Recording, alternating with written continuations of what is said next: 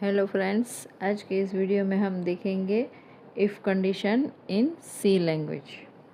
Okay, तो जो condition जो है वो क्या होती है, तो पहले हम कंडीशन समझ लेते हैं कि कंडीशन का हम किस टाइम पे यूज़ कर सकते हैं। जब भी हमें कोई कंपैरिजन करनी हो, कोई मैक्स नंबर प्रिंट करवाना है, कोई मिनिमम नंबर प्रिंट करवाना है, कोई स्टेटमेंट, कोई नंबर जो दो नंबर जो है उसमें हमें कंपैरिजन करनी है, तो ऐसा कुछ जो होता है जब भी हम कोई दो नंबरों के बीच का कंपैरिजन होती है तब हम कंडीशन का यूज़ करते हैं। ओके, तो पहले जो है हम देख लेते हैं कि कंडीशन जो है वो उसमें कौन आता है। तो कंडीशन जो है इसमें सबसे पहले हमारी जो कंडीशन जो है हम इफ़ स्टेटमेंट से हम शुरू करेंगे। इफ़ जो है वो कंडीशन, जब भी हम प्रोग्रामिंग में कंडीशन का यूज़ करते हैं तब भी हम इफ़ का यूज़ करेंगे। तो इफ़ इज़ अ, यहाँ पे मैंने लिखा है उनके notes, if is a decision making statement. It contains block of code. Okay, block of code means कि आप जब भी प्रोग्रामिंग लिखते हो उसमें कोड जो लिखते हैं, ओके, वेरिएबल उनकी जो कंडीशन होती है, प्रिंट एफ, स्कैन एफ, जो भी वो सब सारा जो कोड होता है वो it evaluate if the condition is true. अब जो है वो इफ़ कंडीशन में हम जो भी लिखेंगे उसमें हम कंडीशन के बाद हम उसका ब्लॉक लिखेंगे, ओके, कोड लिखेंगे, तो वो कभी इवेल्यूट होगी कि जब भी ये कंडीशन ट्रू होगी तब। अब जो है इसको यूज़ कैसे करते हैं वो हम आज एक छोटा सा यहाँ पे प्रोग्राम लिखते हैं। ओके, उससे आपको ज़्यादा क्लियर हो जाएगा। कोई भी प्रोग्रामिंग हो सबसे पहले उनकी शुरुआत होती है हेडर फाइल से।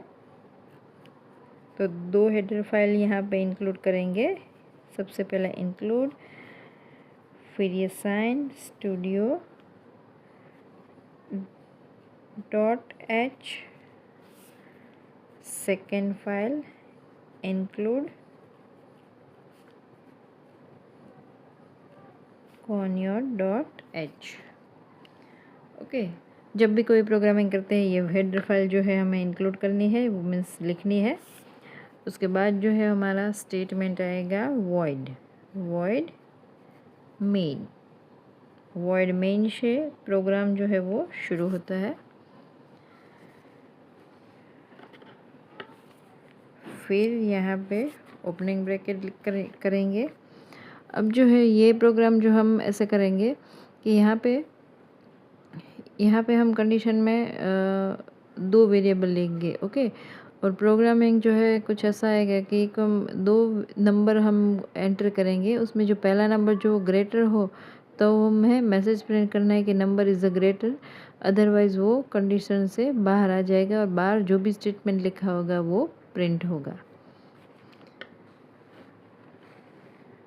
तो यहाँ पे कोई दो नंबर की कंपैरिजन करनी है, इसलिए पहले जो है हम यहाँ पे लिखते हैं, डिक्लेयर करते हैं वेरिएबल।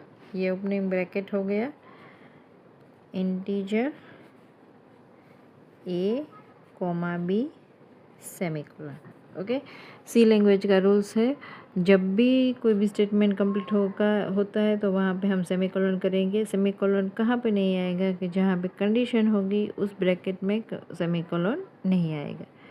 फिर जो है वो क्लियर स्क्रीन लिखेंगे। क्लियर स्क्रीन इसलिए लिखते हैं कि कभी ऐसा होता है कि हमने एक दो बार प्रोग्राम जो है ऑलरेडी एग्जीक्यूट किए होते हुए और रन किए होते हैं, तो उनकी जो है वो आउटपुट जो है वो हमें क्लियर करने के लिए यहाँ पे क्लियर स्क्रीन लिखते हैं। अब यहाँ पे लिखते हैं print F.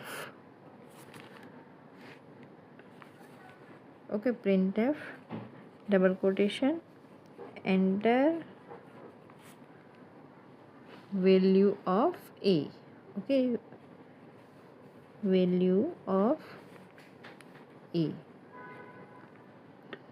Double quotation complete, bracket over and semicolon. ये जो है मैसेज प्रिंट करेगा। अब हमें वैल्यू जो है उनको प्रोसेस करने के लिए भी चाहिए, इसलिए यहाँ पे हम स्टोर कराएंगे वैल्यू को।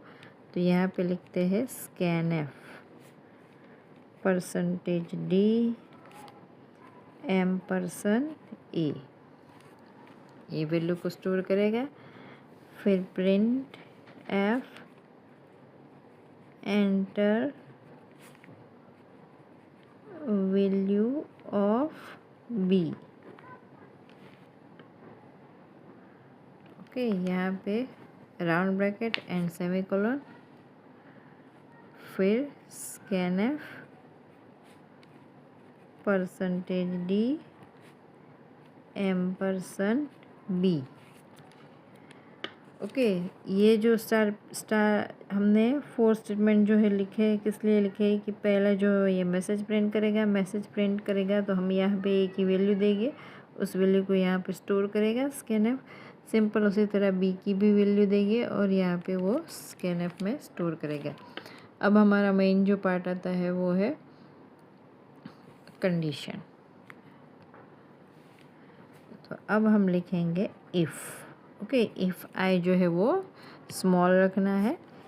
If A greater than B, ये हो गया हमारा statement. If A greater than B then print F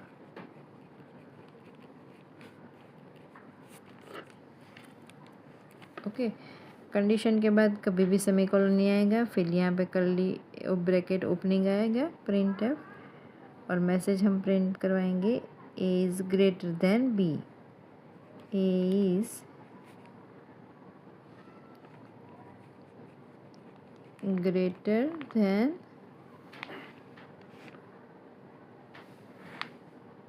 B. Okay, round bracket complete, semicolon. अब भी ये कंडीशन ट्रू होगी तो ये स्टेटमेंट जो है वो एग्जीक्यूट होगा। फिर यहाँ पे ये कर्ली ब्रेसेस जो है वो ओवर करते हैं। ओके, और उसके बाद एक स्टेटमेंट और यहाँ पे प्रिंट करवाते हैं, print F have a nice day. यहाँ पे डबल कोटेशन के बाद स्लैश एन कर देना तो ताकि ये न्यू लाइन में आए। फिर have a nice day, round bracket complete, semicolon, फिर get C H, program complete. Okay, और ये और एक ब्रैकेट जो है हमने ओपनिंग किया था वो कर्ली ब्रेसेस यहाँ पे क्लोजिंग करेंगे। ओके, तो अब जो है वो यहाँ पे प्रोग्रामिंग का एग्जीक्यूशन समझ लेते हैं कि प्रोग्रामिंग जो है वो किस तरह से यहाँ पे अब वर्क करेगा। ओके, मेन में आएंगे, वॉइड मेन। अब यहाँ पे इंटीजर ए बी, सपोज़ कि हम ए की वैल्यू दे देते हैं 20 और बी की वैल्यू हम देंगे वहाँ पे 10। ओके, अभी तो ये डिक्लेरेशन है। फिर clear screen, print F enter the value of A, ये मैसेज प्रिंट होकर आएगा आउटपुट में।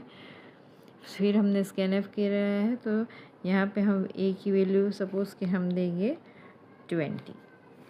उसके बाद जो है हम बी की वैल्यू एंटर कराएंगे, enter the value of B, message print किया है स्कैन एफ, और बी की वैल्यू हम देंगे 10। अब क्या करेगा, कंडीशन में आएगा, कंडीशन अब चेक करेगा कि 20 इज़ ग्रेटर देन 10। ओके, अब एक ये जो है ये वेरिएबल है, मैंने वेरिएबल क्या होता है वो अगले वीडियो में समझा दिया है। ओके, वो I already they explain it. So if you still the confusion if what is the variable, then please refer the my video what is the variable in C language। okay, C language का starting का video जो था उसमें ही मैंने explain कर दिया था।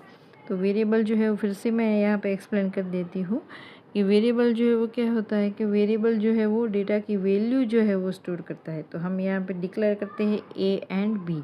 अब फिर आउटपुट में हम देंगे ए की वैल्यू 20। ओके, तो अब यहाँ उनकी वैल्यू जो हो गई, ए की वैल्यू हो गई है 20 एंड बी की वैल्यू हो गई है 10।